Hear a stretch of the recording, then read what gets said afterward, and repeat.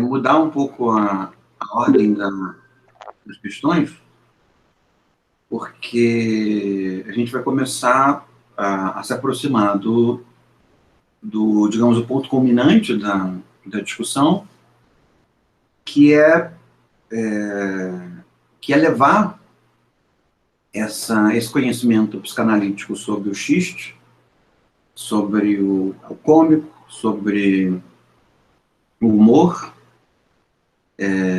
para a política e, mais especificamente, para um tipo de concepção de humor que é bastante predominante na política,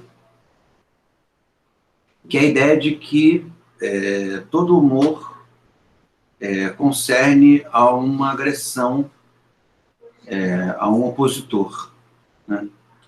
Que é uma concepção que está presente no Hobbes e que o Hutchinson, que é um autor do esclarecimento escocês, combate. Tá? Para isso, para essa virada, nós vamos começar a entrar na política. Na verdade, nós já tratamos bastante da política, né? Mas nós vamos entrar dentro de um autor que discute a política de maneira direta. Na verdade, nós vamos entrar numa seara de autores que discutem a política de maneira direta, e para chegarmos no debate Hobbes-Hutchinson, tá?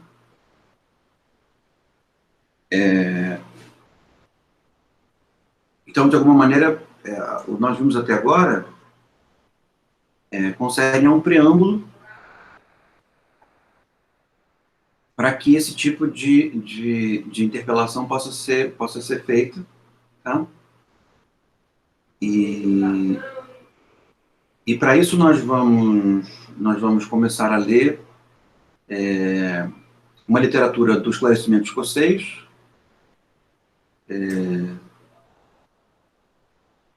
que é o Smith, o Hume e o Hutchinson, para nós percebermos como eles organizam a concepção de política deles e como que essa política rivaliza com a do Hobbes, tá? Ao mesmo tempo que nós vamos fazer isso, nós vamos ter uma literatura psicanalítica que vai permanecer na nossa discussão, que é a literatura sobre o trauma, porque nós vamos trabalhar uma... Kirali. Oi, Yasmin. Você pode... Seria muito abuso eu pedir para você esperar um minutinho só para eu pegar outro fone de ouvido? Não, pode ir lá. Um minutinho só, por favor. Tá bom. Gente, eu vou falando de outra coisa para esperar a Yasmin, tá? Professor, Diga, Maurício. Eu queria aproveitar o ensejo. Eu consegui uma versão do Tratado da Natureza Humana da Unesp. É uma versão boa? Na verdade, é a única que nós temos em português no Brasil, né? Eu não sabia.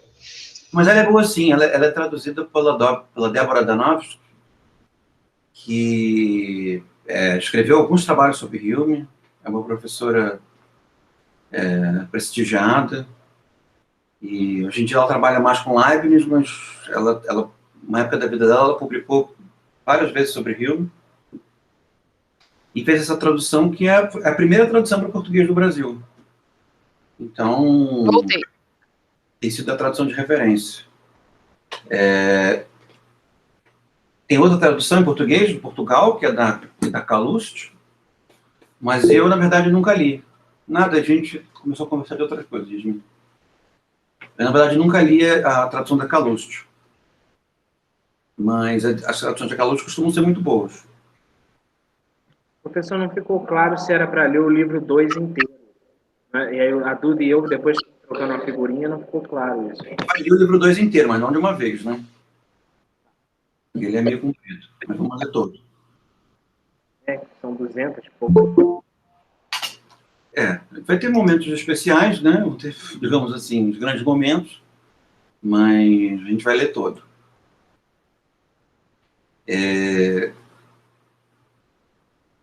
Mas no que diz respeito à literatura psicanalítica, a ideia nós vamos permanecer nos ocupando da discussão sobre o trauma, principalmente em função de uma intuição do Ferenczi, que nós vimos em uma das nossas últimas aulas, que é uma intuição aplicada ao humor, que concerne ao fato de que o humor, como sonho, repete um trauma. Tá? O humor como um sonho repete um trauma. A gente vai, na literatura sobre trauma, principalmente esse livro do Freud sobre a histeria, que é onde ele aborda a questão do trauma de maneira mais direta, nós vamos nos interpelar sobre essa questão. Então, é como se nós tivéssemos algumas concepções sobre o humor que vão ser contrapostas, e nós vamos tentar tirar conclusões disso. A psicanalítica freudiana, que o Lacan não modifica propriamente, ele mais acrescenta ferramentas do que propriamente discorda, né, do livro do Xiste, do Freud. A concepção do Freud, que classifica uma série de xistes e de modos de humor, que funciona para nós como a nossa gramática do humor. Acho difícil ter um texto sobre o humor que tenha sido tão exaustivo. A concepção de que parte da politicidade do humor está ligada ao fato de que ele repete um trauma, como um sonho, que é uma concepção que está no Ferenczi. E nós vamos ter, do lado do Hobbes, a concepção de que o humor sempre é político na sua agressão. Né? O humor sempre é político na sua agressão. E nós vamos tentar perceber se essa é uma concepção que converge para a concepção de que o humor concerne um trauma que se repete, né? De alguma maneira, essa concepção ferenciana, freudo-ferenciana, converge muito com o Hobbes, né? A gente vai ver um trecho do Leviatã, que é quando ele se dedica ao humor. E, ao mesmo tempo, nós vamos buscar o esclarecimento escocês como um modo de composição terapêutica do humor enquanto trauma,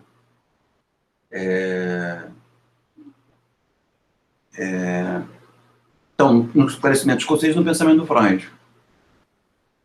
Então, é como se nós estivéssemos percebendo uma característica do humor,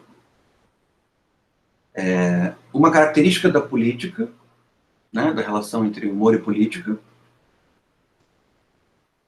e nós vamos contrapor essa característica à possibilidade do humor, digamos assim, ter componentes intrínsecos a ele que nos ajude nessa terapêutica, na terapêutica do fato de que o humor concerne a elaborar um trauma, né? Então, eu quero pensar o humor como elaboração do trauma, eu quero pensar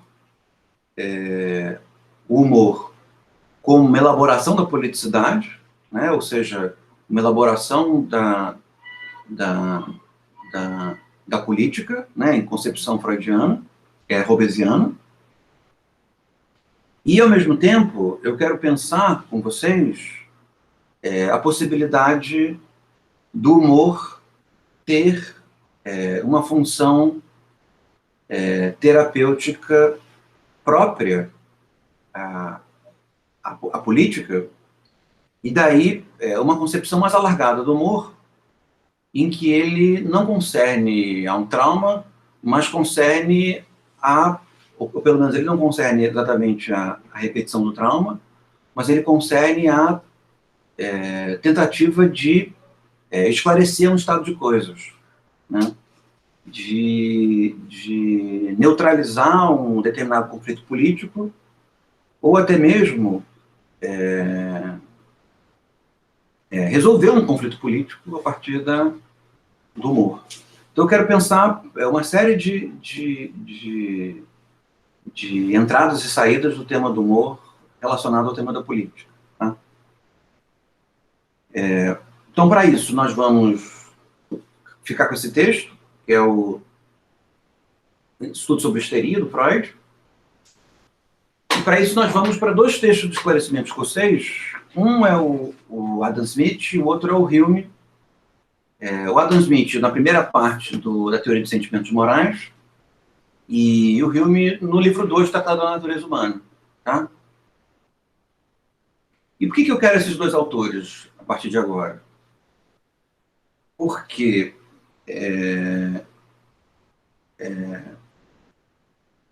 digamos que parte dessa despolitização do humor, né?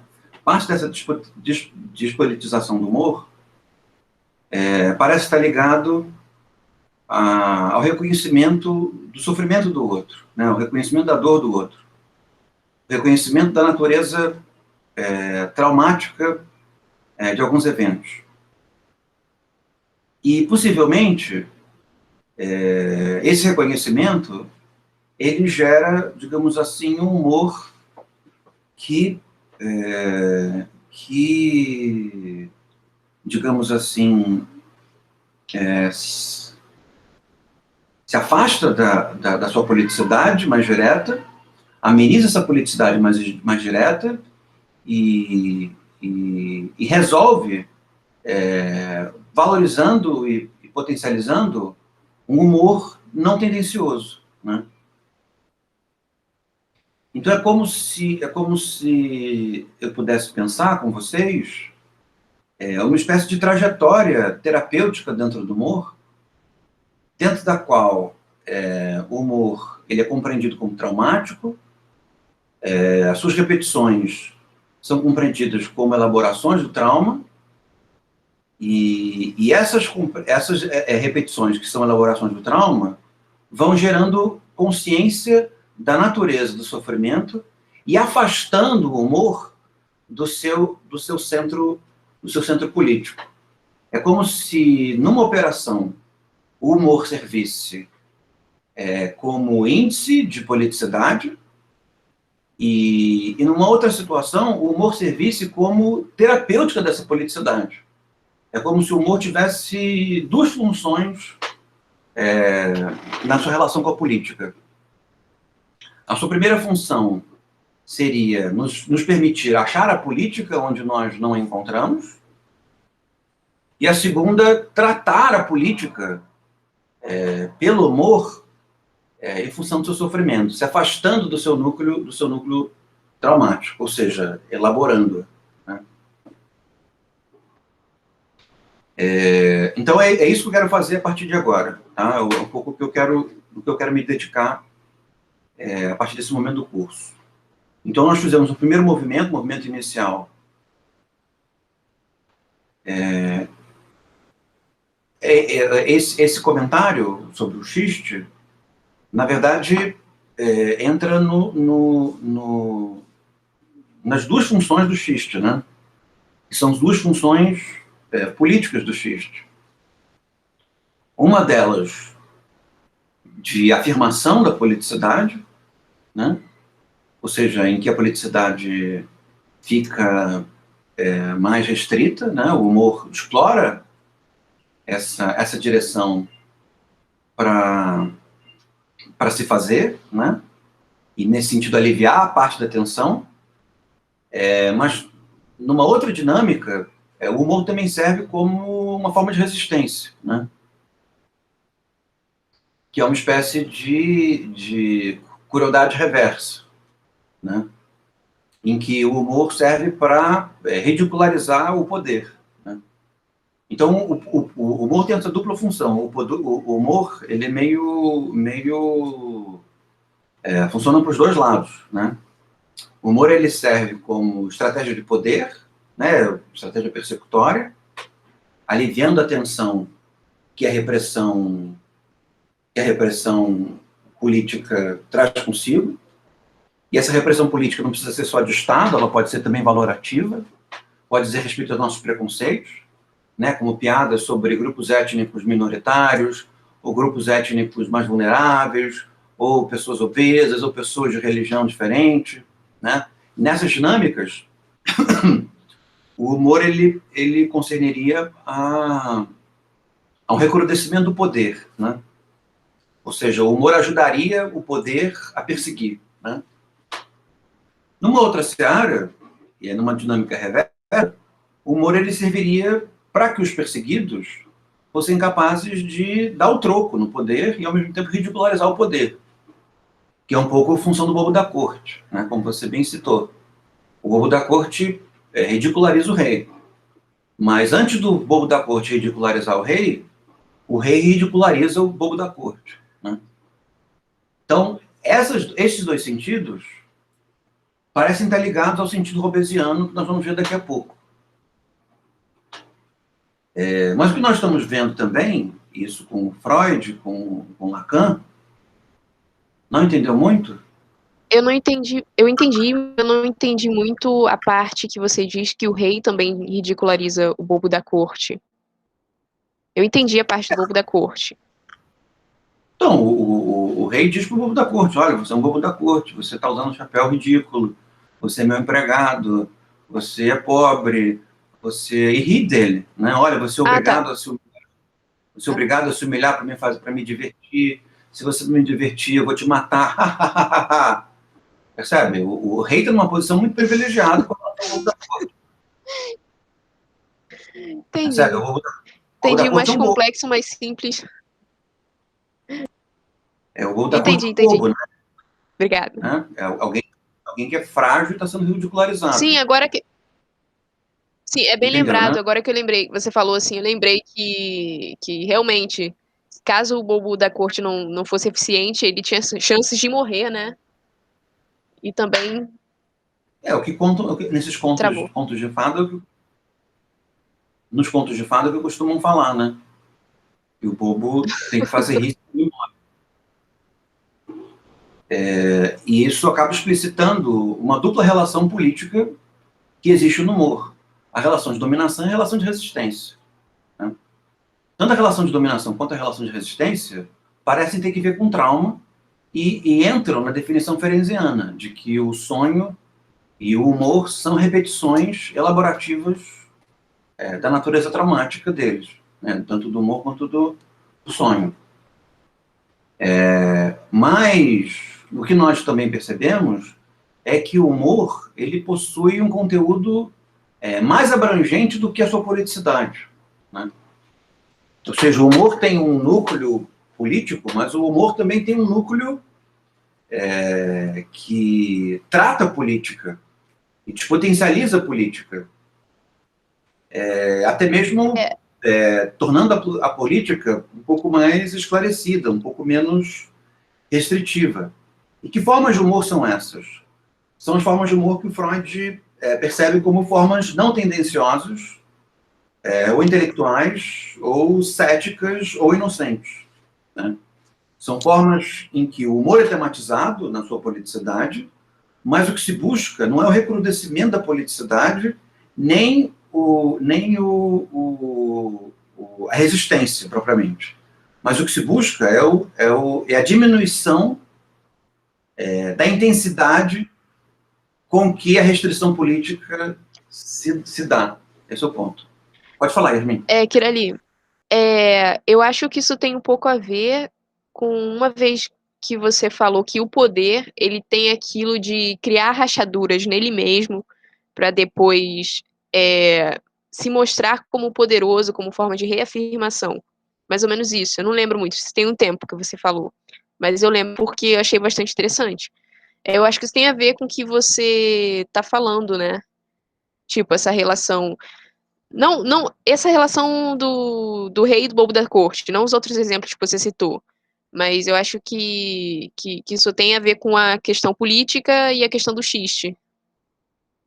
De que, olha só, você pode fazer piada, mas até um certo ponto.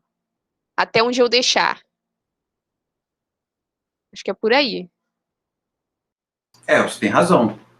Tem uma certa relação na liberdade de expressão que concerne justamente a isso, a ideia de que é possível desafiar o poder, mas nem tanto, né?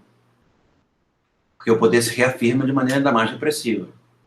É um pouco como, sei lá, o Pasquim, lembra? Teve um jornal humorístico durante a ditadura militar chamado O Pasquim. E o Pasquim fazia humor de resistência. Mas havia limites para o humor do Pasquim, né? Percebe? Era uma concessão que aliviava a tensão repressiva do poder se permitindo ridicularizar pelas formas de resistência, né? E é uma maneira também pela qual o poder é tão seguro de si próprio que ele se permite a ridicularização. Mas mesmo quando o humor realmente desafia o poder, né, põe o poder a temer, mesmo quando isso acontece, é um mecanismo repressivo reverso, né? É a tentativa de destruir um poder em função da instauração de um novo, né? Então, existe, digamos assim, uma dialética no humor, que é uma dialética do poder e da resistência, né? Poder e resistência, poder e resistência. Mas o que eu quero salientar é de que o humor para o Freud, e eu acho que ele está certo, e isso converge muito com a posição do esclarecimento escocês, ele vai além das dinâmicas tendenciosas, ou das dinâmicas obscenas, ou das dinâmicas traumáticas, tal como o Férez identifica, percebe? Isso não quer dizer que elas sejam tão prazerosas, porque é claro que o humor, ele é quão mais prazeroso, quão mais sofrível ele é. No caso do xiste, o xiste é quão mais prazeroso, quão mais ele consegue veicular um material proibido de um modo aceitável numa certa conjuntura, né?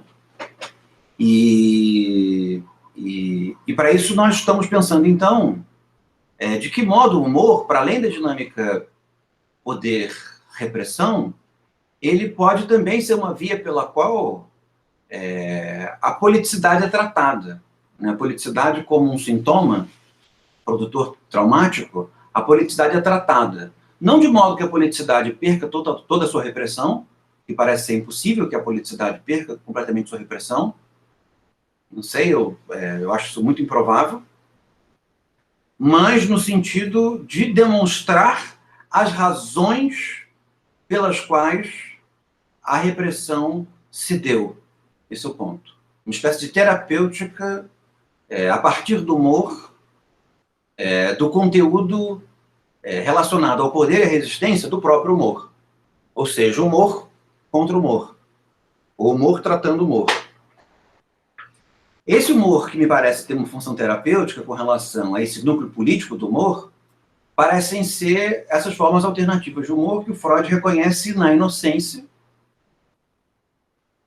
Quando, por exemplo, uma criança faz um comentário inocente, porque ela não entendeu muito bem de que se trata aquilo. Talvez até uma simulação da inocência, né, que pode funcionar, uma simulação de uma certa ingenuidade, como alguma coisa que usa o humor contra o humor. Isso a gente vê muito no Mr. Bean, não é? Que é uma simulação de ingenuidade. Ah, bem lembrado, é verdade. Você conhece o Mr. Bean?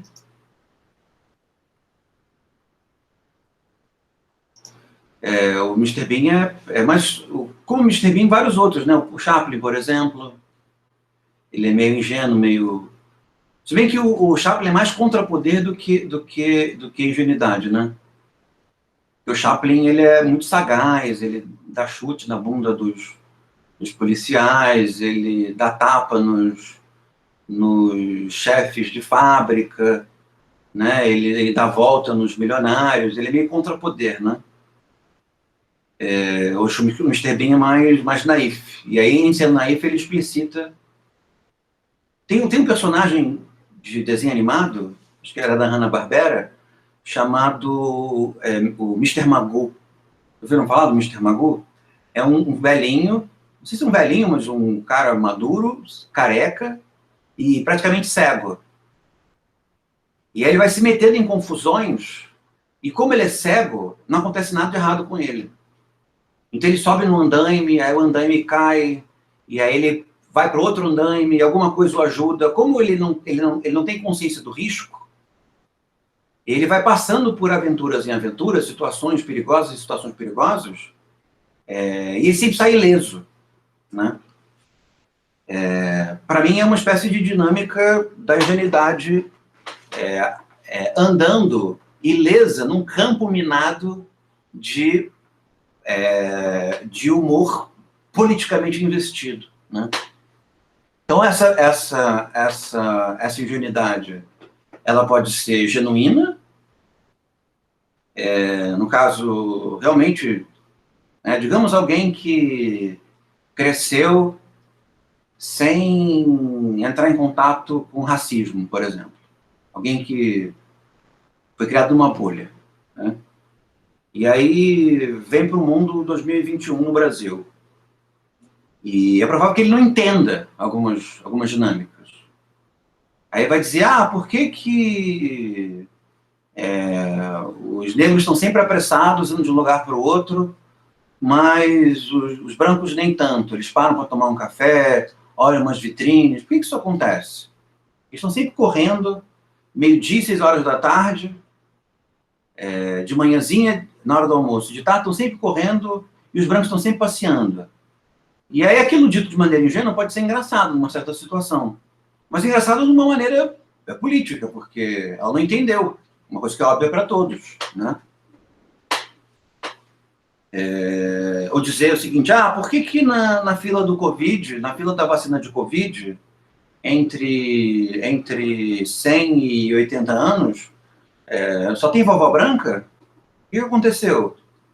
Percebe? Só tem um grau de ironia forte nisso, mas falando com ingenuidade, curioso, né? Isso pode ser engraçado para alguém. Então, até mesmo uma certa simulação real, uma simulação efetiva, eficiente disso, me parece que tem alguma função terapêutica no sentido de tornar explícito, num certo estado de coisas, as suas estruturas, as suas dinâmicas elementares. A Isabela, não veio hoje, mas ela comentou uma prática que o grupo, não sei se o grupo dela, feminista, faz, ou um grupo feminista que ela conhece faz, que é no momento em que elas presenciam uma prática sexista, uma piada sexista, elas não reagem. Elas se fingem de bobas e pedem para o interlocutor explicar. E ela diz que isso costuma ser engraçado. Porque, né? Provavelmente ela faz isso em contextos onde as pessoas têm um pouco mais de crítica, né? E tem lá um ou dois sexistas mais ou menos perdidos, ou alguns sexistas que não se mostram, né, no armário. E aí isso é engraçado, porque ela encena uma ingenuidade que coloca em evidência alguma coisa que era para ser tomado como natural, né? Uma graça política que foi transformada numa graça de explicitação da dinâmica política, percebe? Um certo uso cético da ingenuidade. Então, esses tipos de humor que, para o Freud, orbitam em torno do xiste cético, que são o xiste intelectual, o xiste de absurdo, o xiste ingênuo, o do Mr. Bean, eu acho que entra dentro do xiste ingênuo e do xiste de absurdo, né? E também tem umas coisas que, né, não faz sentido. Acho também. Então, como Monty Python, a gente estava assistindo aqui na aula passada algumas sketches do Monty Python, não sei se você conhece, mas é uma trupe, era uma trupe, né? Alguns estão, acho que, não sei se todos estão vivos, estão quase mortos, eu não sei ainda, mas era uma trupe inglesa que fazia um humor muito interessante, crítico e com uma série de elementos de absurdo, né? A gente viu na aula passada o Minister of City Walk, o ministro da caminhada esquisita, idiota, boba, sei lá. E tem toda uma burocracia em torno do City Walk, né? Não é propriamente resistência, não é propriamente crueldade reversa, não é propriamente político, mas tem um efeito de explicitação do ridículo que as burocracias e os procedimentos estatais trazem consigo, né? E no fim tudo precisa de uma explicação, de uma justificativa, e na verdade é tudo ridículo. Por que eu preciso de 3 papéis, 5 carimbos, assinatura ali em cima, embaixo, o dedão, se tudo que você precisa fazer é comprovar que você fez alguma coisa, né? Tem um elemento ridículo nisso. A burocracia é bastante ridícula, né? Mas ao mesmo tempo ela é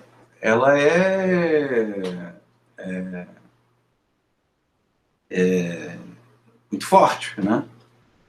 E então esse sentido um pouco da leitura, para onde eu quero levar a nossa leitura agora, que é onde o esclarecimento escocês entra, né? Eu quero levar agora a nossa leitura para a tematização do trauma, não no sentido da sua reversão, né, do trauma contra o trauma, traumatizar porque traumatizado, não isso, nem propriamente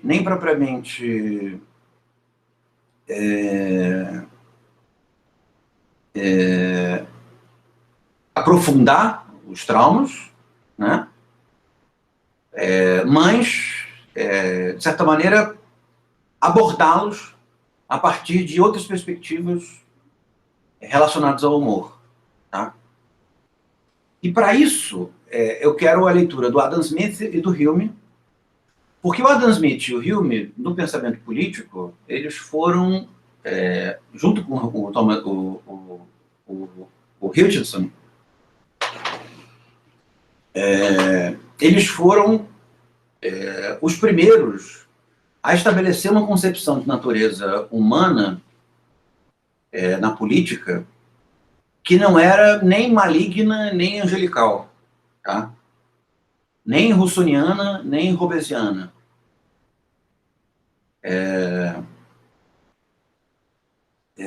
Ou seja, nem o bom selvagem, nem o homem lobo do homem, né? Nem o egoísta, nem o altruísta, né?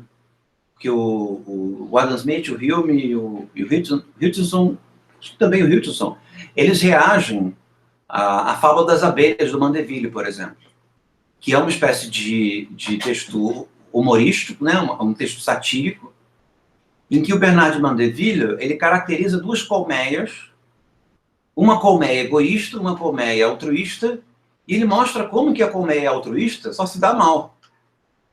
Porque as colmeias altruístas não conseguem produzir mel direito, porque elas são muito boazinhas.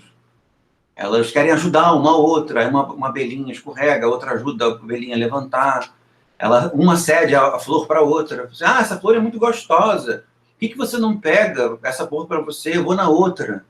E aí os processos das abelhinhas, uma sátira da humanidade. As abelhinhas altruístas, né, vão morrendo de fome, porque elas são tão boazinhas, tão legais, e não há sofrimento entre elas não têm nenhuma dinâmica restritiva, que elas não florescem, né, elas não vingam. Enquanto que as abelhinhas egoístas, malvadas, nervosinhas, autocentradas, elas trabalham muito, uma tenta competir na frente da outra, uma tenta pegar mais mel que a outra, e aí essa colmeia se torna uma colmeia vicejante, né? Tem uma maneira de exemplificar no humor a natureza política do humor. Isso fica claro para vocês, né? É uma coisa parecida com o que o Jonathan Swift faz nas Viagens de Gulliver. As Viagens de Gulliver, o Gulliver é um homem, e aí vai para uma ilha, as pessoas são muito pequenas, e aí, porque ele não entende aqueles costumes, fica muito explícito para ele o absurdo daqueles costumes. Então, quando que ele é sentenciado à morte pelos pequenininhos? Quando ele vê um incêndio no castelo do rei, e não tem água para apagar o castelo do rei, e aí ele urina em cima do castelo do rei e salva todo mundo. E aí ele é condenado à morte porque ele urinou, salvando todo mundo. E os liliputianos ficaram ofendidíssimos. Porque como ele é capaz de urinar em cima do castelo real, ainda que isso seja para salvar o castelo real e salvar a família real? Percebe? É um absurdo, né? Por que determinados valores ligados à sexualidade são mais importantes do que o bem comum? Né? Isso é ridículo. Então, depois ele vai numa sociedade que é só de cavalos, e os cavalos são inteligentes, não brigam, não fazem guerras, e não entendem a humanidade. A humanidade, ela é selvagem, né? Por que os homens são assim? Então ele vai passeando, ele vai mais naufragando, né? Entre ilhas diferentes, encontrando povos diferentes, e de uma maneira satírica, vai ficando clara a região da politicidade desses povos, sabe? Aonde que o calo dói, para dizer assim, para dizer de uma maneira não tão elegante, um pouco mais ortopédica. E essa é uma característica da literatura satírica. A literatura satírica, ela serve um pouco para evidenciar a politicidade onde não se a vê, né? E a literatura satírica, ela não é bem uma literatura terapêutica, mas ela é uma literatura de tirar a sujeira debaixo do tapete, na falta de uma expressão melhor. Ela tem um componente, digamos assim, quase cético, que é de explicitar um estado de coisas, mas o ceticismo dela é interrompido porque essa explicitação de um estado de coisas é feita por uma politicidade reversa, que é mostrar para o mundo o quão ridículo ele é. Percebe?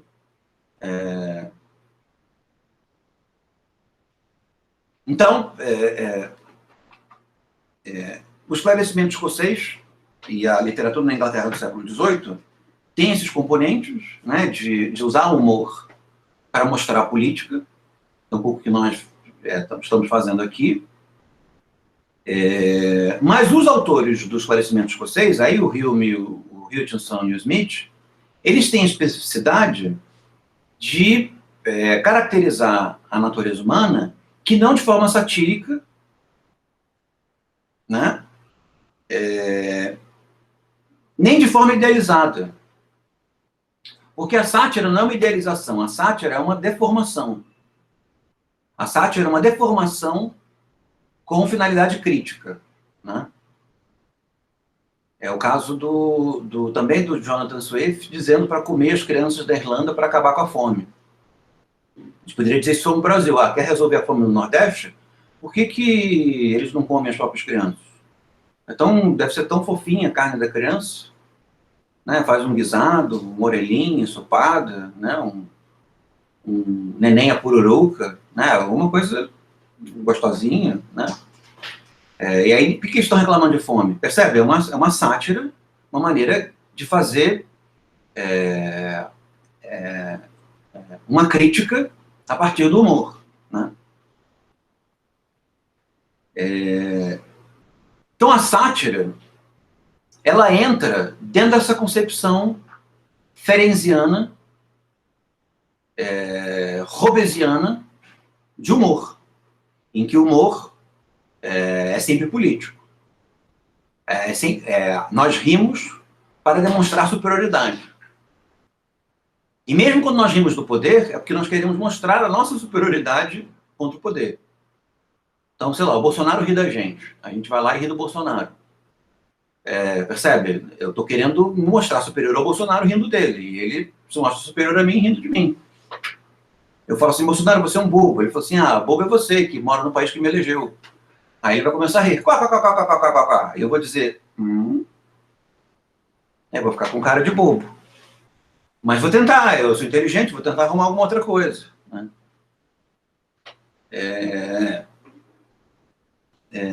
Entenderam? Então, a sátira, a literatura satírica, ela entra dentro de uma certa tradição de reconhecimento da politicidade intrínseca do humor. O que nós queremos ir é para uma concepção mais alargada, segundo a qual o humor pode fazer outra coisa que não se somar ao jogo político. O humor pode também contribuir, num certo sentido, para explicitar um estado de coisas e diminuir a tensão política desse estado de coisas. Ou seja, não só repetir o trauma, mas resolver o trauma. Talvez o humor cético, o humor absurdo, o humor ingênuo, esses humores que orbitam em torno do humor cético, possam ter uma natureza terapêutica de produzir a graça que não convergente à política. Né? Produzir uma graça que seja capaz de levar leveza ao peso da política. E, nesse sentido, tornar a política um pouquinho menos opressiva. Né? Porque mesmo numa democracia, a política é muito opressiva, né? Ela é sempre opressiva demais. Né? Então, para isso, é preciso uma concepção de natureza humana um pouco mais atenta. Não pode ser uma concepção de natureza humana satírica. Não pode ser uma concepção de natureza humana tendenciosa.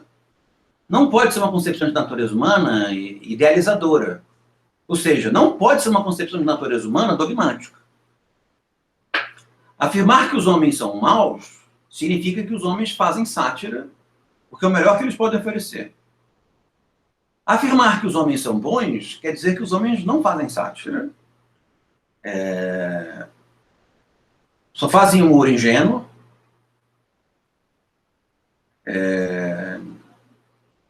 e vivem deslocados do mundo, né? A gente não consegue entender por que os homens são assim, se eles são tão bonzinhos.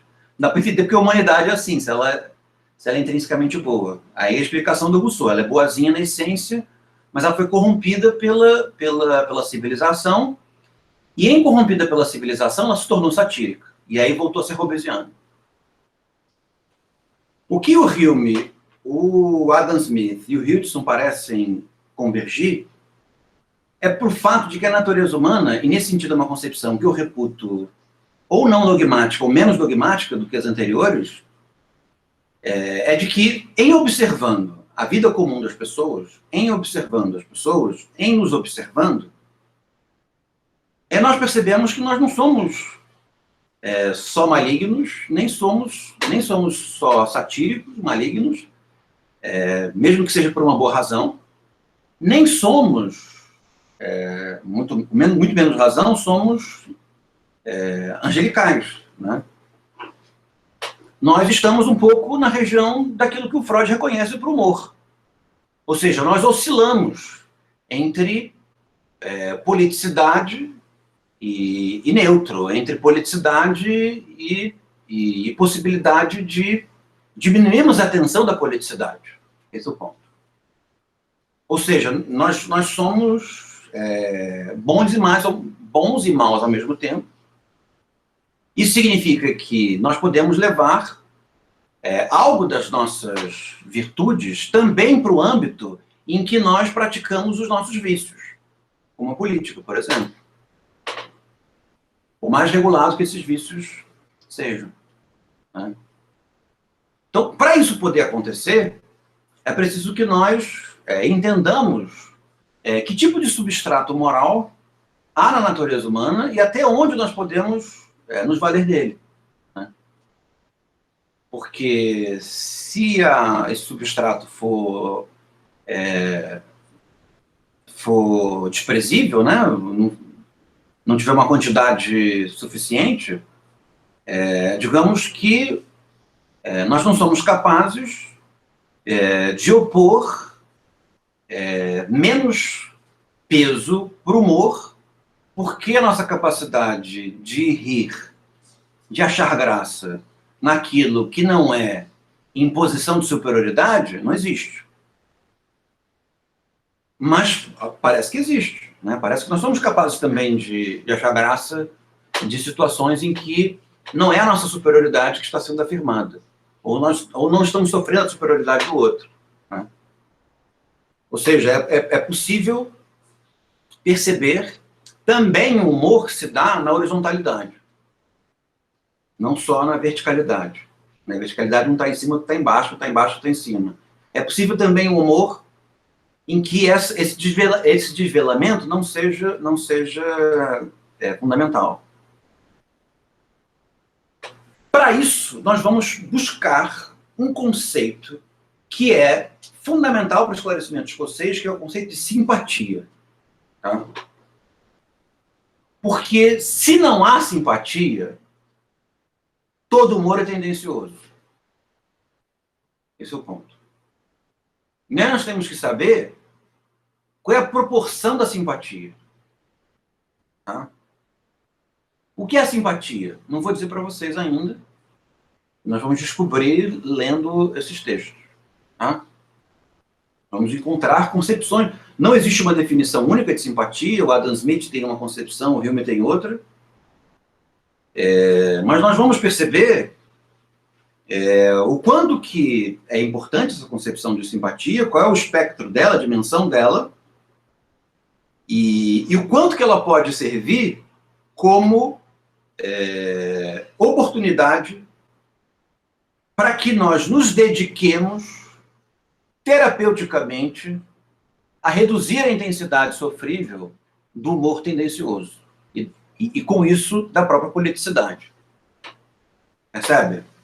Que para que nós sejamos capazes de ter uma disposição terapêutica com relação ao humor tendencioso e à política que ele denuncia, ou a política da qual ele participa, é preciso que o sofrimento do outro nos importe em alguma medida. E aí, de certa maneira, eu já denuncio parte do campo semântico da simpatia. A simpatia consegue se importar com o sofrimento do outro, em alguma medida. Tá? Então, a grande questão entre simpatia e trauma, entre esses dois conceitos, simpatia e trauma, é percebermos qual o espectro da simpatia e o quanto que ela nos permite dedicar capacidade intelectual e esforço, intensidade relacionada à graça, ao humor, ao trauma, no sentido de não só repeti-lo, mas de abrandá-lo, ou quem sabe resolvê-lo, a partir dos mecanismos que a graça traz consigo. O quanto que nós somos capazes de nos importar com a natureza sofrível do humor e o quanto que somos capazes de oferecer alternativas humorísticas para abrandar a intensidade do sofrimento atrelado ao humor, ou de abrandar a intensidade ou mesmo resolver esse trauma. O que significa resolver esse trauma? Né? Deixar de ser um problema. Então, pensando assim, piadas de gordo. O que significa diminuir a intensidade? Torná-las menos engraçadas. Né? Quanto mais engraçadas elas são, mais politicidade há nelas. Percebe a dinâmica? Consegue perceber essa dinâmica? Quanto mais graça nós achamos, quanto mais superiores nós nos sentimos com relação a eles. E, portanto, maior politicidade existe nesse tipo de fenômeno. Ou seja, existe uma questão relacionada ao peso, à comida, à alimentação, que divide o uso do poder na sociabilidade. Não dá para dizer que os gordos são vulneráveis e os magros são dominadores, não é? Isso não é questão. Mas quer dizer que existe uma certa concepção de sucesso, uma questão de beleza, uma questão de desejabilidade, de autocontrole ligada ao corpo magro, que, de certa maneira, denuncia a obesidade como uma transgressão, o erro, a falta de autocontrole e coisa dessa natureza.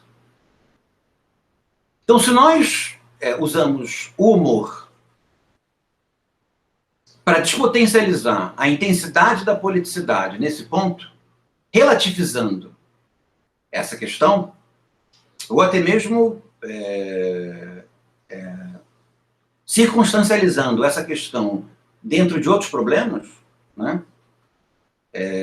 Outras questões, despotencializando em torno de outras questões, nós fazemos com que essa temática humorística se torne menos engraçada. Resolvê-la é fazer com que ela não tenha mais graça nenhuma. Percebe? Porque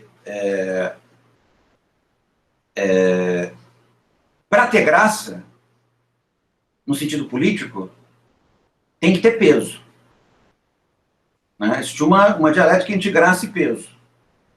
Entre graça e gravidade. Né? Talvez gravidade seja a palavra melhor. Entre leveza e gravidade. Então, para que deixe de ter graça, é preciso deixar de ter peso.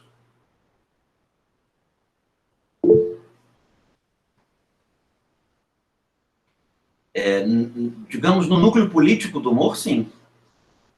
Há sempre agressividade, crueldade, no certo sentido. Não é à toa que eu me interessado por esse ponto, né? Eu tenho essas obsessões com fenômenos ligados à crueldade política. Então, a agressividade, crueldade, sentimento de superioridade, verticalização, pelo menos no núcleo político do humor, que é aquele que o humor pratica nos jogos de poder e aquele que, para nós que estamos investigando o humor, nos serve como índice para encontrarmos a politicidade. Né? Se nós fôssemos desnorteados e precisássemos saber onde que a política está, nós sabemos onde o humor está, nós escutamos as pessoas rindo. Basta ir atrás delas, nós vamos saber onde a política está. A política está onde todos estão rindo. Por exemplo, se saírem na rua agora, onde que as pessoas vão estar rindo? Fazer uma coisa que eu faço pouco, um sketch. No trem, as pessoas estão rindo do trem? Eu não sei, eu teria que andar um pouco para chegar no trem. Mas se eu saísse da minha rua, o primeiro lugar que eu encontrar pessoas rindo, hoje, seria no bar. Ó, Yasmin mandou no bar. E uma vez que os outros lugares estão mais ou menos vazios, né? Porque se não fosse no bar, se as coisas estivessem abertas, as pessoas estariam rindo talvez no ponto do ônibus, talvez estivessem rindo dentro do restaurante, talvez estivessem rindo na fila da pizzaria, talvez houvesse uma disputa maior entre lugares onde as pessoas estão rindo, né? Mas agora que nós estamos no meio de uma pandemia, as pessoas riem menos, elas ficam mais em casa. Exatamente, mas eu falei na rua, não falei em casa. Então, aí as pessoas estão em casa e eu vou dizer, a casa é talvez o centro da politicidade contemporânea, onde as pessoas agora mais riem dentro de casa. Principalmente as mais responsáveis. Mas não é porque elas são responsáveis que a politicidade acabou. A gente está rindo, o presidente rindo da gente, todo mundo rindo um do outro. Né? Mas na rua, se eu quisesse achar, né, eu sou perdido, eu sou o Mr. Magoo, eu sou não vejo nada e estou andando pela rua querendo encontrar a política. Né? Que nem no Lewis Carroll, que sai procurando o Snarf. Cadê o Snarf? Eu vou sair procurar o Snarf na rua. O Snarf é política. E o que eu vou usar de índice? Eu vou usar as risadas. O humor não se resume à risada, mas a risada é alguma coisa que costuma estar atrelada ao humor, né? Eu vou chegar no bar, né? Porque os outros lugares estão fechados, o bar se tornou um monopólio público, em lugar público da politicidade. Porque é o único lugar onde ainda existem pessoas malucas, uns tiozões, que não se importam de pegar Covid, ou passar Covid para as famílias, ou pelo menos se comportam como se não se importassem. Percebem? E eles estão afirmando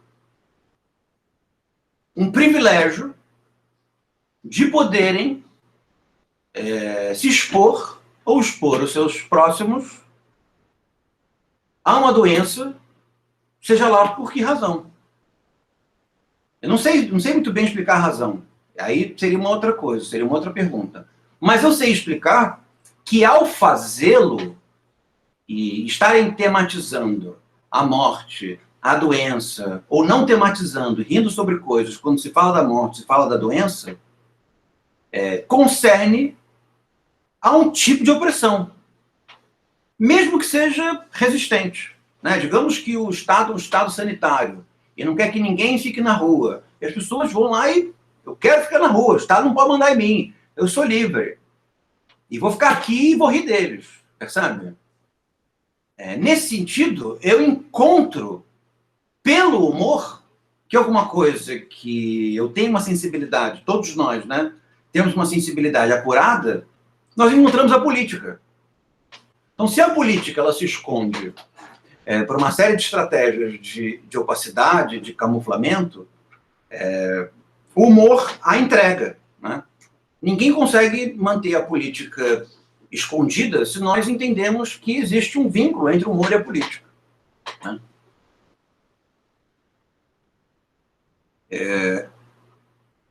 Mas o que eu estou querendo dizer é de que a partir do momento que nós encontramos a política, nasce a questão, o que eu faço com ela? Eu sei que ela está se repetindo traumaticamente. Vou aceitar o que o Ferenczi disse. Parece bastante incrível. Ou seja, diante da politicidade que produz graça, a repetição vai reforçando aquela politicidade. A repetição, digamos, é uma tentativa de abrandamento. Porque se a política envolve sofrimento, e sofrimento é uma coisa ruim, de alguma maneira a gente repete para ver se é um pouco menos pior. Digamos que o comportamento mais racional é repetir para ver se desaparece. Então, diria que os velhinhos no bar estão repetindo essas mesmas piadas sobre morte e doença para ver se, de alguma maneira, a morte e a doença desaparecem, de uma maneira mágica. Mas isso não vai acontecer, né? Então, o que eu sugiro como uma forma de lidar com esse fenômeno é nós utilizarmos uma abrangência maior do humor, de tal maneira também invocarmos aquela parte do humor que não serve como índice de politicidade, mas ao mesmo tempo serve como terapêutica da politicidade, no sentido de tornar a política menos intensa ou talvez fazer com que um determinado evento deixe de ser política e perca sua graça política. Esse é o ponto. E para isso ser possível, é necessário que o sofrimento do outro nos importe de alguma maneira. E é necessário que o sofrimento do outro nos importe inexoravelmente de alguma maneira. Ou seja, é preciso que alguma coisa relacionada à simpatia seja reconhecida. Porque se não há simpatia, não existe como... não existe razão, não existe motivo, talvez até haja como, mas não existe razão e motivo de alguém se dispor a essa terapêutica política a partir do humor. Ficou claro aqui esse desenho? Ficou? Yasmin, questão?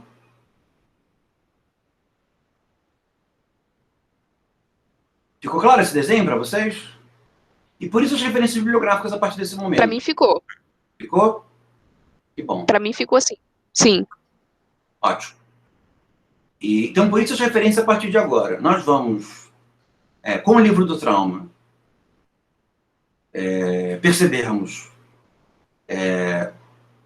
a dinâmica da repetição do sofrimento político, né, o esforço que nós vamos fazer interpretativo sobre o livro da histeria, e vamos à literatura do esclarecimento escocês para reconhecermos o espectro da simpatia.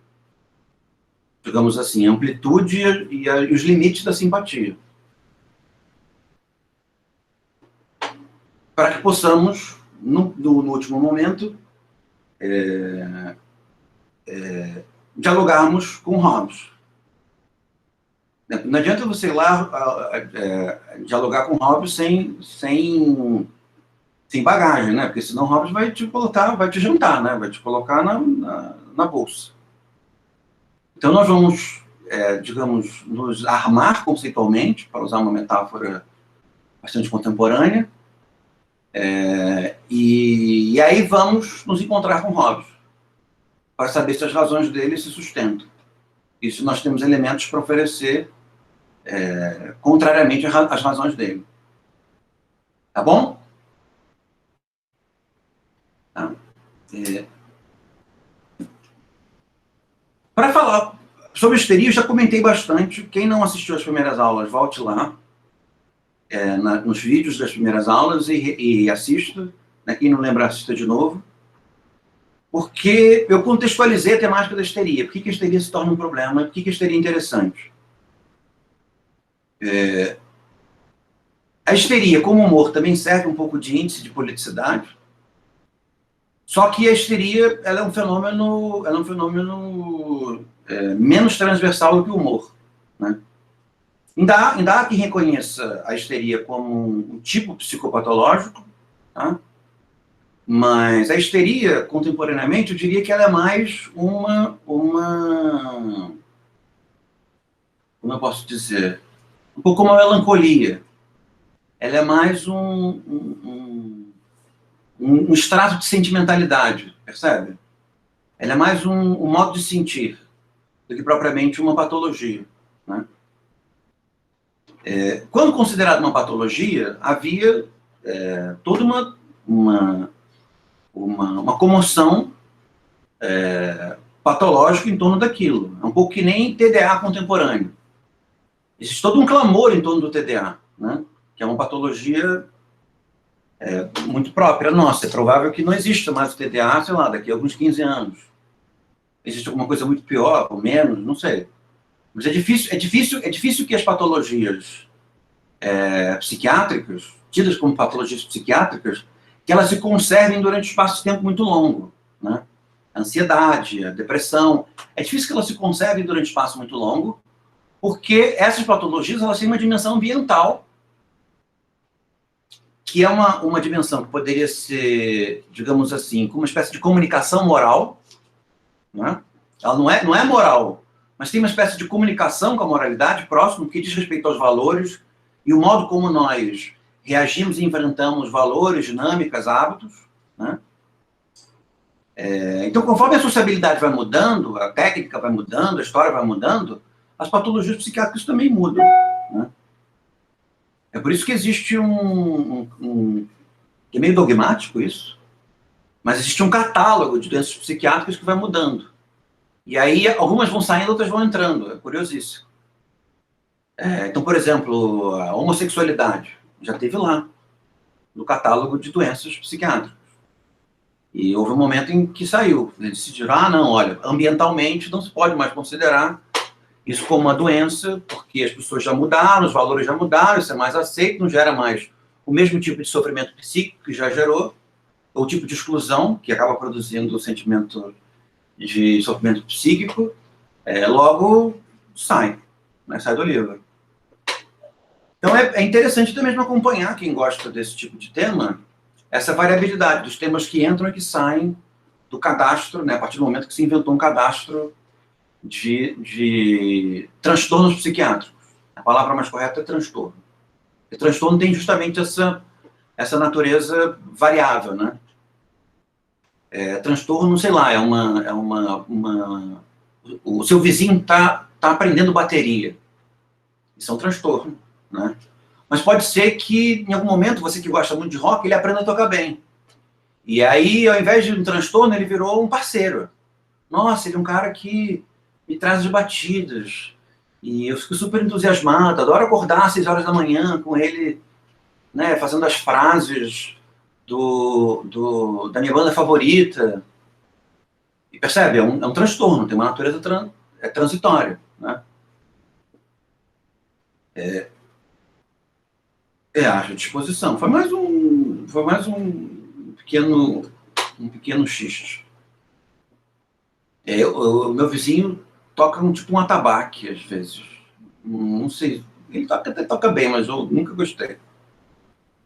Então não é um transtorno, é um aborrecimento instaurado, né?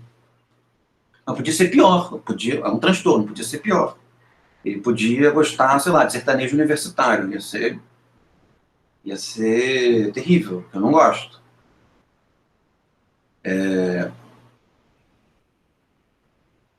Então a histeria, como humor, já serviu, humor de maneira mais transversal, mais constante, mas a histeria já serviu como um índice de politicidade, principalmente as mulheres, né?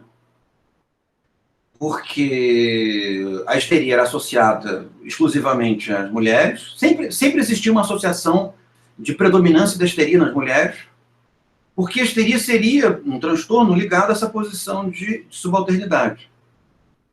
Então, conforme a posição de subalternidade vai se alterando, ou se transformando, o próprio lugar da histeria vai desaparecendo, né? E aí nós vamos ver nesse texto características mais estreitas da histeria e o modo como elas se desenvolvem, que isso vai servir também para a nossa análise do humor, tá? Mas é isso, eram basicamente mulheres que não casavam, mulheres que não queriam se casar, mulheres que queriam trabalhar, mulheres que queriam ter uma vida sexual ativa, fora do casamento, percebe? Mulheres que desafiavam de alguma maneira a autoridade paternal, mulheres que se tornavam de alguma forma, digamos assim, indesejadas, em função da inadaptabilidade a algum tipo de opressão, né? Digamos que nós não suportássemos mais nenhum tipo de opressão, e inventar um transtorno psiquiátrico para a gente. Se não um transtorno, se não uma tipologia criminal, né? Se nós não admitíssemos, não obedecêssemos nada, e não fôssemos transigentes a nenhuma opressão, com certeza a gente ia estar preso em algum lugar, ou eu estava botando algum tipo de droga na gente, né? Então a histeria já serviu como essa justificativa, como esse nome geral, para lidar com uma certa inadaptabilidade feminina de algumas mulheres com relação à opressão, e de alguns homens. Então era muito comum que homossexuais também recebessem diagnósticos de histérico, ou homens inabilitados por alguma razão, com falta de vontade de ter família, de casar, de ter filhos, né? Ou trabalhar, coisa dessa natureza. Então, ou você é criminoso, ou você é vagabundo, ou você é histérico. Ou você é uma pessoa de bem. E aí, se você é uma pessoa de bem, você já é maduro do ponto de vista sexual, ou você é padre ou freira, ou você é casado, né? E só não procria se tiver alguma doença. que te impeça fisiologicamente de procriar. Então a histeria se torna um fenômeno interessante porque ela abriga os inadaptados do período, ou parte dos inadaptados do período, um certo tipo de inadaptação do período, né? É como se a histeria fosse, para o século XIX, uma espécie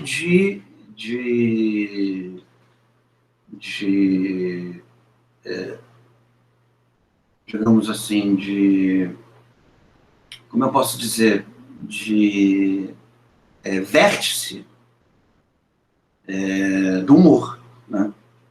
A histeria para o século XIX serve um pouco como um vértice do humor tendencioso, né? Tá meio ali, todo mundo com relação... todo mundo com quem se faz graça tá ali, né? Então, solteironas, prostitutas, mulheres sexualmente ativas, gays, homens que não se interessam por mulheres, assexuados, percebe? São todos os tópicos de humor do século XIX estão mais ou menos dentro desse rol geral da histeria, né? E são nesse rol de pessoas que não são nem criminosas nem vagabundas, né? Ou seja, tem um certo... A histeria tem roga de um certo privilégio no século XIX. Não é histérico quem quer também, é histérico quem pode, né? E se você for muito chinfrim, você vai virar um criminoso ou um vagabundo, alguém que vai ser ou sumariamente morto ou encarcerado. Então, a histeria traz pessoas interessantes também, porque elas são minoritárias, mas elas não são completamente excluídas, né? Algumas elas conclamam a atenção, recebem a atenção dos psiquiatras e até mesmo uma disciplina intelectual terapêutica produzida, motivada por ela, que é a psicanálise, né? Então a histeria também possui algum privilégio, né? O próprio Freud, nesse começo, diz isso. Quando ele vai caracterizar os seus pacientes dele, ele diz assim, na primeira página, não é na primeira página,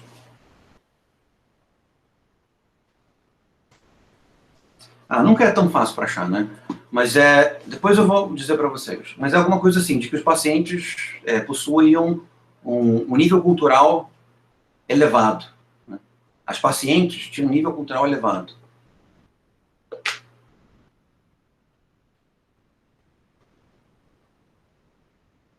Tá bem?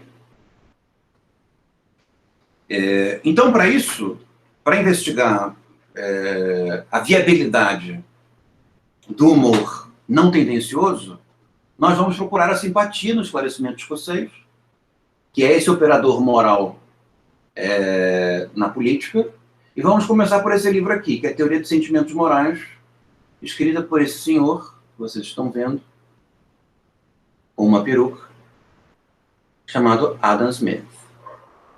Tá?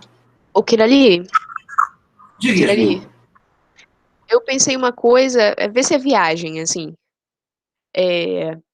Eu pensei que talvez isso de criar nomenclaturas, tentar encaixar as pessoas em padrões, assim, enfim, talvez isso seja um tipo de impasse cultural neurótico. O que eu quis dizer? Kirali? Caiu, será? Não, eu te liguei o microfone.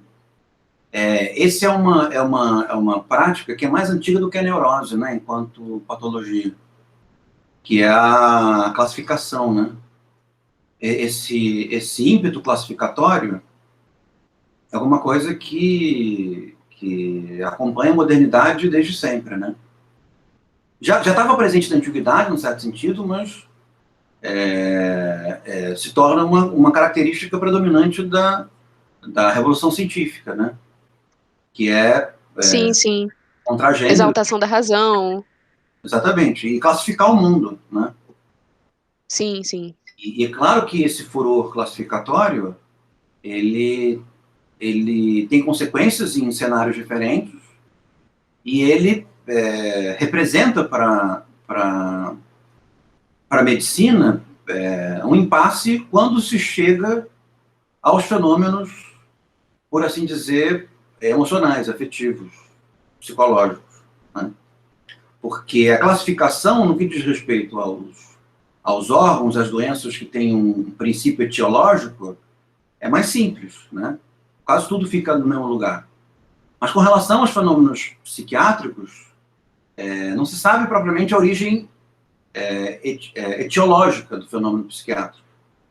Há, às vezes, uma especulação sobre alguma alteração cerebral, alguma deficiência química, mas o fato é de que essas dinâmicas em que se consegue isolar uma etiologia cerebral, elas são muito raras. Então, quando esse furor de catálogo ele chega no âmbito psiquiátrico, no século XVIII, começa-se um conjunto de tentativas de classificação desse tipo de transtorno, desse tipo de doença, a partir dos sintomas, dos fenômenos que ele apresenta, sem que esses sintomas, esses fenômenos, tenham uma causa determinada, né?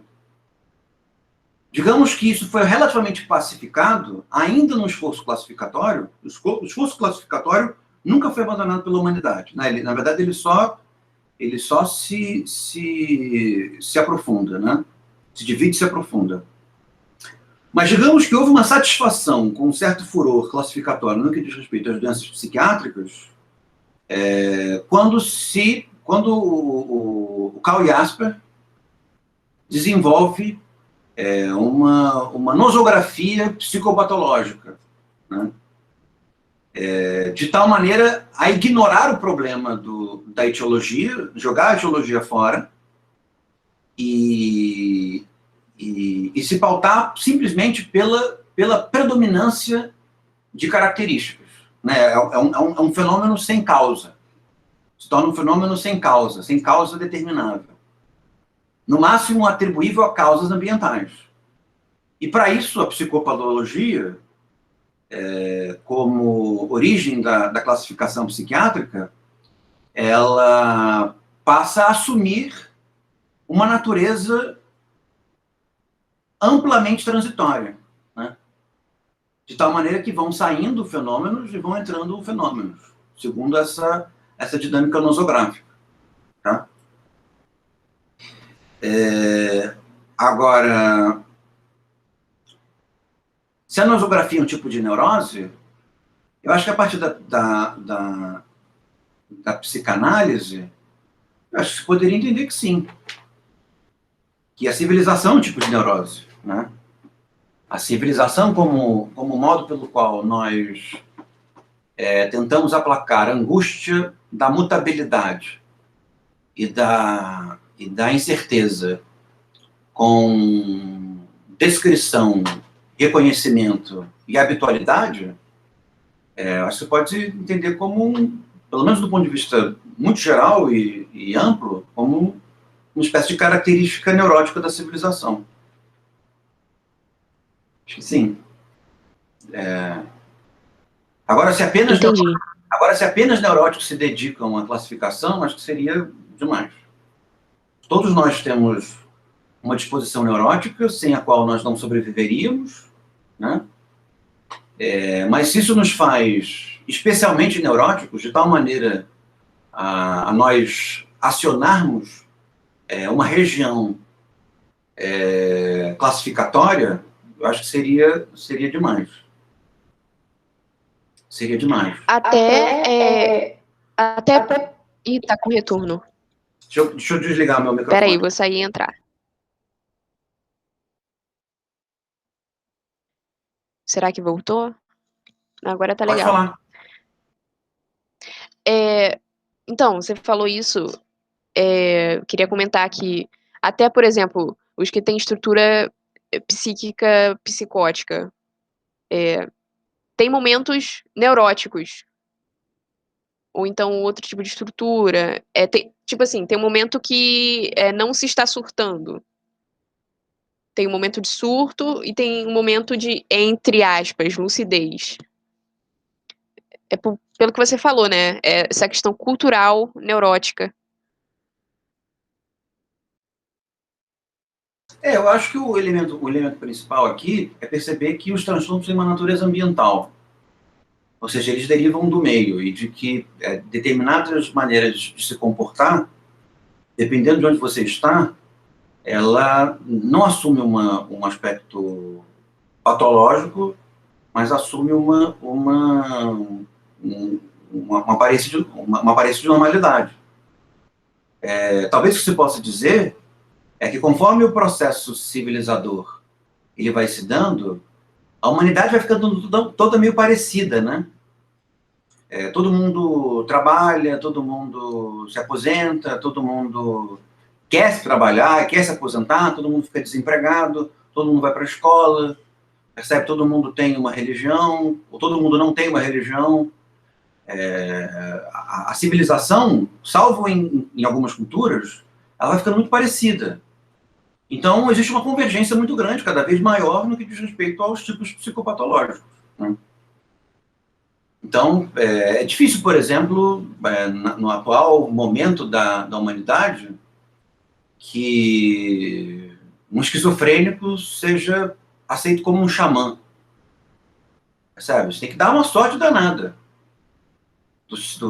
das suas características esquizofrênicas poderem ser absorvidas pela sociedade que você vive como tendo uma espécie de talento especial para fenômenos religiosos, né? O mais comum é que características ligadas à esquizofrenia sejam tomadas como patológicas numa escala muito extensa das culturas que se estratificaram no globo, né? E isso com o aprofundamento da industrialização dos países periféricos, isso é cada vez maior. Então, por exemplo, a depressão. A humanidade toda se deprime. É difícil que a depressão hoje seja entendida como um fenômeno mais amplo, como a melancolia, uma doce melancolia, como já se deu no século XIX, por exemplo. E também é provável que, se você for improdutivo durante 2 dias, em qualquer lugar do globo, você vai receber um diagnóstico psiquiátrico de depressão. E as suas taxas de serotonina vão ser estabilizadas e você vai ser jogado de volta para o mercado de trabalho. Mesmo que não tenha posto de trabalho para você. Então, mas isso tem a ver com o fato de que as patologias psiquiátricas, os fenômenos psicopatológicos, eles conversam com a dinâmica ambiental, de tal maneira que certas maneiras de viver desencadeiam certas maneiras de sofrer, né? Existe uma mecânica em torno disso, e que cada vez mais lugares diferentes ficam parecidos. Porque as maneiras de viver ficam muito parecidas, né? Talvez a coisa mais engraçada que seja as mesmas lojas, as mesmas marcas, a mesma estrutura urbana em qualquer lugar que você vá, né? Não precisa nem saber ler o idioma, porque é só você apontar para aquele desenho, que é o mesmo sanduíche que você come no seu bairro. Então, isso tende a pasteurizar até mesmo os memes. A nossa querida especialista em meme, Dai, está nos dizendo. Até mesmo os memes estão ficando transversais, né? Você só traduz, porque ele tem graça em tudo quanto é canto. Isso é curioso, né? Então, como a histeria, o humor também tem uma natureza ambiental muito forte, né? Cada vez menos, né? Mas permanece tendo uma natureza ambiental muito forte.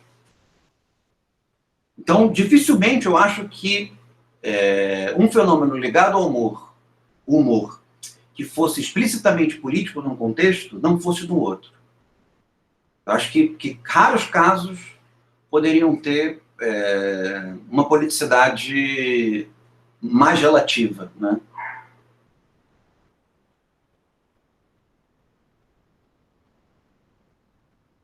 Então, sei lá, as pessoas estão com uma pandemia, e você fala para as pessoas botarem a máscara nas nádegas. Dificilmente isso não vai ser entendido como um enunciado de natureza política. Pode ser considerado um enunciado de natureza política aceitável ou inaceitável. No nosso caso, aceitável, porque nós somos meio sem vergonhas. Mas o certo seria inaceitável, né? Mas é difícil você encontrar algum tipo de sociabilidade em que isso não faça sentido. Acho que se você for até numa tribo bastante retirada, vai fazer sentido de que tem política nisso, mandar botar a máscara no popô. Percebe? E se vai ter uma graça atrelada ao sentimento de superioridade que essa frase, essa proposição traz consigo. Perceberam? Isso se deve ao fato de que, apesar da natureza ambiental do humor, os ambientes de vida ficaram muito parecidos, estão cada vez mais parecidos. Todos os lugares têm celular, todo lugar você tem que ter celular para fazer as coisas, todo lugar, o tipo de trabalho é muito parecido, até as precarizações são parecidas, né? Rancière, eu nunca li o Rancière. Eu já li muito Rancière, mas eu nunca li o Rancière comentando isso. Qual texto você se refere? Já leu sim, A Partilha do Sensível. Aí ele fala sobre isso? Fala. Fala sim sobre como as pessoas estão ficando cada vez mais parecidas. Assim, mesmo de classes diferentes, elas estão tendendo ultimamente na contemporaneidade ter os mesmos hábitos. Você pode ser muito rico e no final do dia você gostar de assistir Netflix. Aí você pode ser pobre e também no final do dia gostar de assistir Netflix. É verdade. Ele fala sobre isso. É verdade. Nossa, como é bom estar cercado de pessoas jovens que me lembram. Obrigado. É verdade, você tem toda a razão. Então eu queria, já para a gente trabalhar um pouco, começar com o texto do Adam Smith. Esses últimos 15 minutinhos, só para a gente dizer que já começou. Então tá. Acho que essa edição é a edição que vocês têm também, porque é a única que foi traduzida para cá. Essa biografia crítica eu achei muito boa. Se vocês quiserem ler, vocês não vão perder tempo.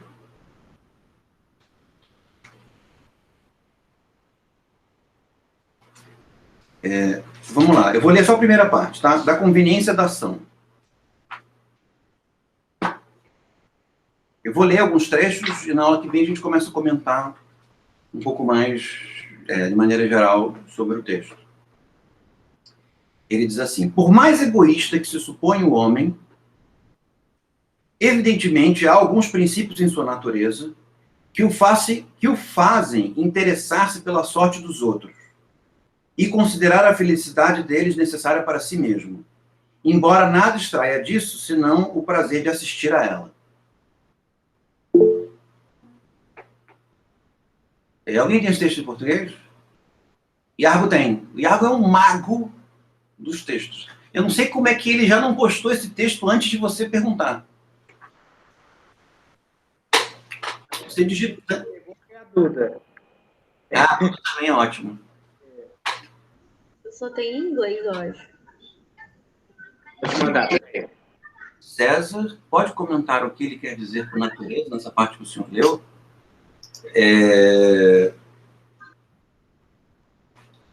É uma pergunta extensa, mas o que ele quer dizer por natureza são as características intrínsecas das pessoas. Mas é uma resposta curta. São coisas que as pessoas têm a despeito do lugar onde elas estão, ou quem elas são, independentemente da cultura. Então ele está querendo dizer que as pessoas são egoístas, né? que é muito comum as pessoas serem egoístas, mas é possível perceber que também há momentos em que elas ficam felizes com o prazer dos outros nele mesmo. Não é fácil, mas é possível. Qualquer pessoa, a despeito do lugar onde ela nasceu, ou a cultura na qual ela foi criada. Percebe? É uma maneira de falar da natureza como alguma coisa que é intrínseca, mas ao invés de afirmar uma substância específica para a natureza, tenta definir a natureza a partir da observação da vida comum das pessoas. Então é difícil dizer que em todas que é uma característica do homem ser egoísta com relação ao seu tablet. Percebe? Esse é um enunciado que não vai para da natureza. É um enunciado acidental. As pessoas não têm tablet, um outro só tem tablet, tem uns que preferem celular, tablet é muito grande, outros, né? Então, essa é uma característica intrínseca da natureza. Mas o egoísmo é uma característica intrínseca. Ou seja, seja lá onde você for, algum tipo de manifestação relacionada a alguma coisa ligada ao privilégio de si em detrimento do outro, Adam Smith julga que você vai encontrar.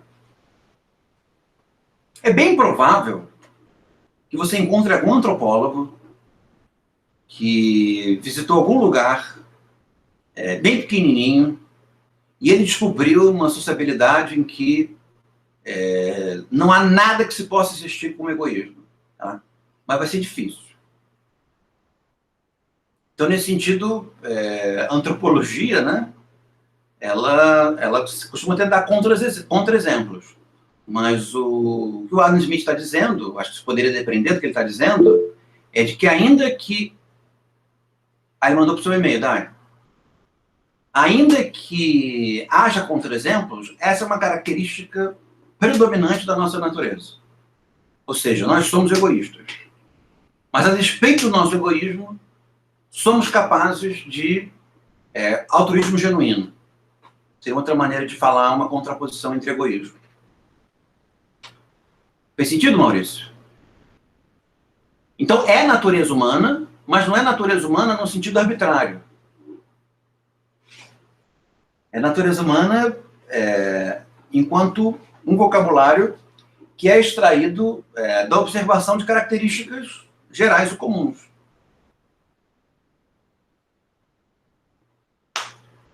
Faz sentido, Maurício?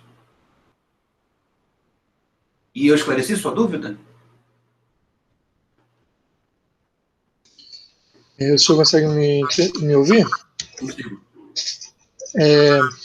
Então, esclareceu sim, porque foi até uma questão que eu levantei em outro momento,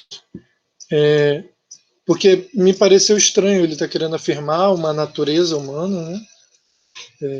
Ao mesmo tempo dizendo natureza. Então, eu falei assim, bom, esse é um termo que tem algum significado diferente desse, né, de que seja a natureza em específico, uma coisa assim mas uma natureza específica própria de um momento, talvez, uma coisa assim mais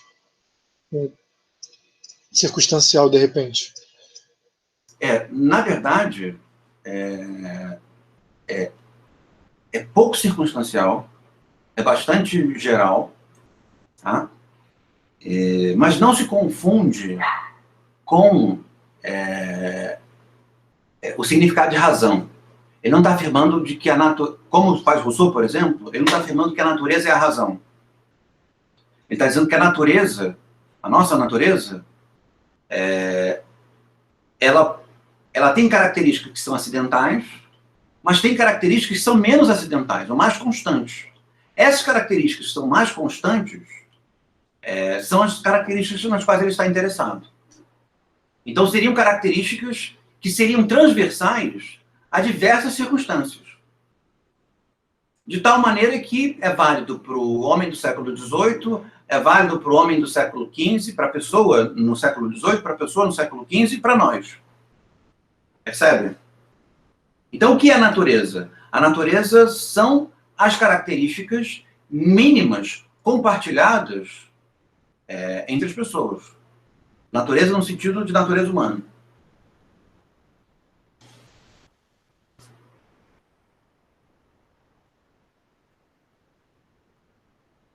Aí, vou continuar. Final desse parágrafo, primeiro parágrafo da seção 1. Que é o capítulo 1, chamado Da Simpatia. O maior rufião, o mais empedernido infrator das leis da sociedade, não é totalmente desprovido desse sentimento. Está querendo dizer que pode ser a pior pessoa que vocês já viram. Qual é a pior pessoa que vocês já viram? Vocês conseguem imaginar? Hitler.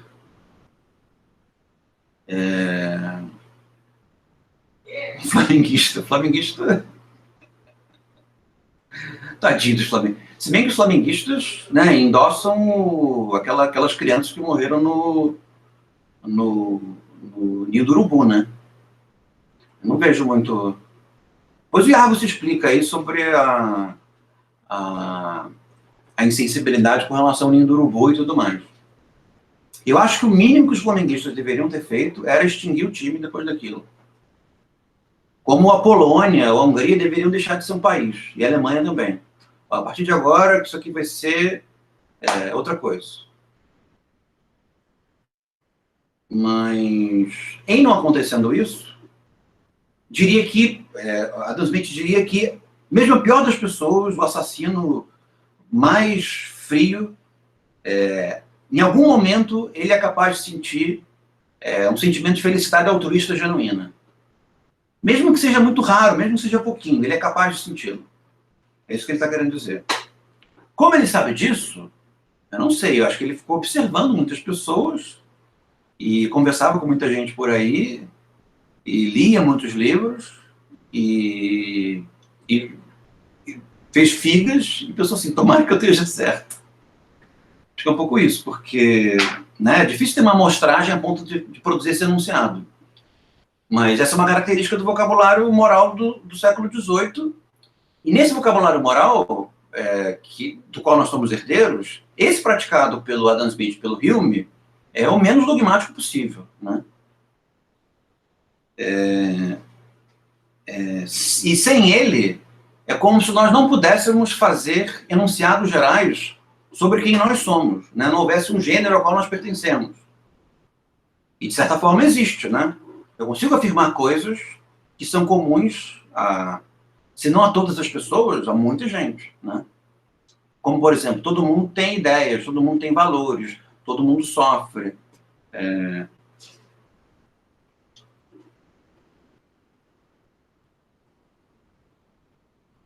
Então, a malignidade, para Adam Smith, não é necessariamente sinal de inexistência de sentimentos altruístas genuínos.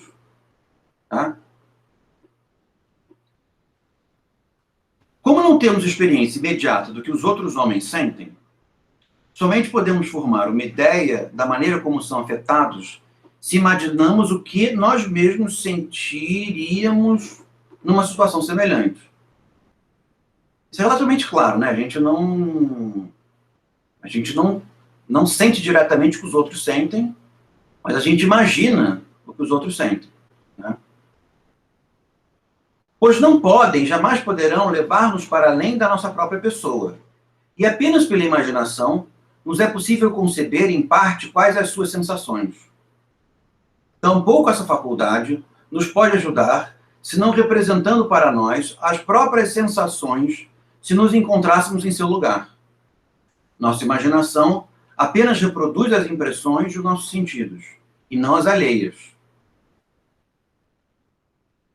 Por intermédio da imaginação, isso é importante para esse vocabulário do esclarecimento escocês, tá? Esse lugar central da imaginação. E que, na psicanálise, encontra uma recepção bastante intensa, né? Na psicanálise, a imaginação assume um outro termo, né, que é a representação, ou a imagem. Tá? Então, basicamente, o aparelho psíquico, ele é um aparelho de representações. Ou seja, ele nada mais é do que um aparelho de imagens, tá? Que guarda imagens e associa, na vigília, essas imagens a conceitos, ideias. Nossa imaginação apenas reproduz as impressões de nossos sentidos, e não as alheias. Por intermédio da imaginação, podemos nos colocar no lugar do outro. Concebemos sofrendo os mesmos tormentos. É como se entrássemos no corpo dele e, de certa forma, nos tornássemos a mesma pessoa, formando, assim, alguma ideia das suas sensações e até sentindo algo que, embora em menor grau, não é inteiramente diferente delas. Ou seja, a imaginação nos permite nos colocar no lugar do outro. Ficou claro isso? Assim, incorporado em nós mesmos, adotados e tornados nossos, suas agonias começam finalmente a nos afetar. E então trememos e sentimos calafrios, apenas a imagem do que ele está sentindo. Pois assim, como sentir uma dor, uma aflição qualquer, provoca a maior tristeza, do mesmo modo, conceber ou imaginar que estamos sofrendo provoca certo grau da mesma emoção, na medida da vivacidade ou embotamento dessa concepção. A gente poderia pensar muito nos eventos contemporâneos, né, com relação ao sofrimento do Covid, né? Via de regra, nós temos um sentimento um pouco mais egoísta, que é nos preservar do sofrimento alheio, julgando que existe uma distinção entre nós e o outro. De tal maneira que a morte, ela é sempre alguma coisa que atinge o outro, mas não nos atinge. Né? Nós raramente pensamos na nossa própria morte. Né? Raramente conseguimos pensar no sentido da nossa própria morte. A gente pensa que a morte é um fenômeno externo. Nós sabemos que podemos morrer de uma forma racional, mas sentir que nós podemos morrer é alguma coisa que nós sentimos raramente. E com relação à doença do outro, nós também pensamos de uma maneira relativamente a nos autopreservar. Lembrem das nossas primeiras aulas com relação à teoria do aparelho psíquico no Freud, tá? Lembrem dela, que é muito parecido. Para nos preservar, nós imaginamos que estamos a salvo desse sofrimento. Mas quando alguém próximo de nós começa a sofrer, e nós vemos o sofrimento, nós nos imaginamos no lugar do outro. Então, por exemplo, a Yasmin estava doente há pouco tempo. Ela veio na aula, ela tentava falar e não conseguia. O que é natural que nós façamos? Que nós nos imaginemos tentando falar e não conseguindo pela falta de ar. Percebe? Ou seja, nós nos colocamos no lugar dela e aí sofremos o que ela está sofrendo. Não exatamente o que ela está sofrendo, mas aquilo que nós imaginamos que ela está sofrendo. Que é tentar falar e não conseguir. Tá bem? Faz sentido para vocês? Mas por que nós não fazemos isso o tempo inteiro? Porque é sofrível. É sofrível sofrer um sofrimento que não se tem. Né? A gente deixa para sofrer quando tem. Inclusive, uma das maneiras pelas quais nós podemos justificar o nosso comportamento irresponsável em alguns momentos é justamente esse.